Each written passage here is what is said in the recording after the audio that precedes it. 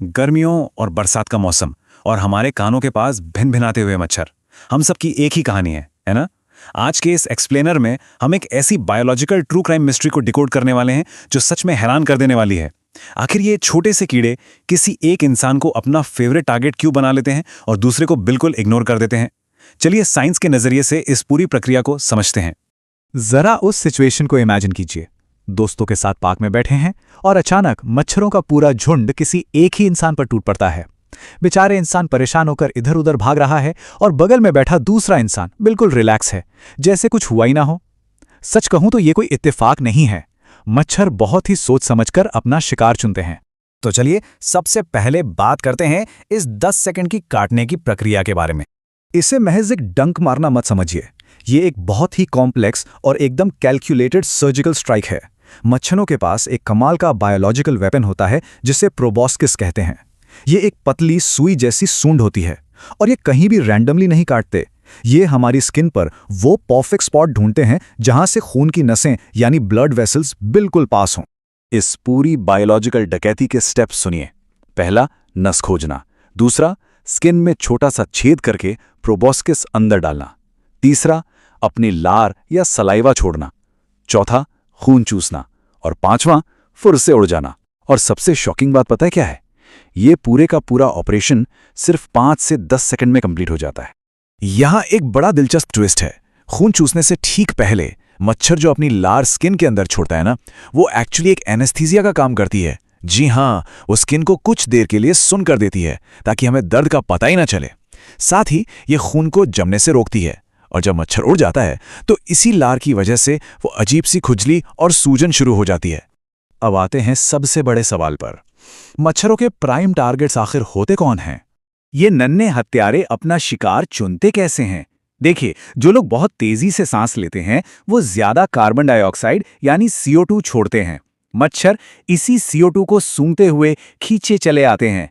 इसके अलावा जिनका शरीर थोड़ा गर्म रहता है या जिन्हें पसीना ज्यादा आता है, वो तो मच्छरों के लिए चलते फिरते चुंबक हैं। पसीने में जो लैक्टिक एसिड होता है वो मच्छरों को बहुत अट्रैक्ट करता है। इसीलिए सुबह सुबह जॉगिंग करने वालों पर ये ज्यादा अटैक करते हैं। लेकिन बात सिर्फ पसीने और CO2 तक ही नहीं है। कुछ और भी फैक्टर्स हैं। जैसे प्रेगनेंसी के दौरान महिलाओं के शरीर का तापमान थोड़ा बढ़ जाता है और CO2 भी ज्यादा निकलती है। इसके अलावा हमारी खाने पीने की आदतें, जैसे शराब पीना या बहुत ज्यादा मीठा खाना, शरीर में ऐसे केमिकल चेंजेस लाते हैं जो मच्छरों को सीधे इनवाइट करते हैं। और तो और हमारी स्किन पर मौजूद कुछ खास माइक्रोस्कोपिक बैक्टीरिया उनके ट्रैकिंग सिस्टम के लिए एकदम नेविगेशन बीकन की तरह काम करते हैं। अच्छा, क्या कभी सोचा था कि हमारे कपड़ों का रंग भी इसमें मायने रखता है? बिल्कुल रखता है। रिसर्च बताती है कि डार्क कलर्स जैसे काले या गहरे नीले रंग के कपड़े मच्छरों के 3D इंफ्रारेड जैसे विजन में बहुत आसानी से दिख जाते हैं। तो डार्क कपड़े मतलब हाई रिस्क, वहीं हल्के सफेद या नीले रंग के कपड़े उन्हें बहुत कम आकर्षित करते हैं। और अब सबसे बड़ा खुलासा। साइंस ने साबित कर दिया है कि मच्छरों का एक फेवरेट ब्लड ग्रुप भी होता है और वो है O ब्लड ग्रुप। A या B ग्रुप के मुकाबले O ब्लड ग्रुप वाले लोग मच्छरों की पहली पसंद होते हैं और A ब्लड ग्रुप वालों को तो वो जैसे इग्नोर ही कर देते हैं।